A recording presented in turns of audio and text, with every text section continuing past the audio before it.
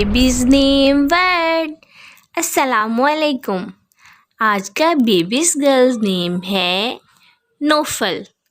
नोफल की इंग्लिश में स्पेल्स हैं NOFAL, नोफल।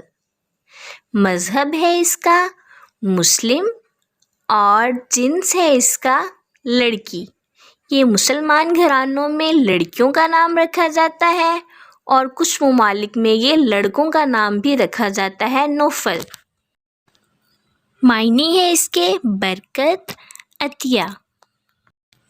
हरूफ है इसके 4 हरूफ एक लफ्ज़ और तफसील है इसकी नोफल रहमान, नोफल अहमद। अपने नाम का मायने जानने के लिए कमेंट्स में अपना नाम लिखें और मायने जानिए। And please subscribe my channel, like, comments and share. Okay, मिलेंगे न्यू वीडियो में। अल्लाह हाफिज़।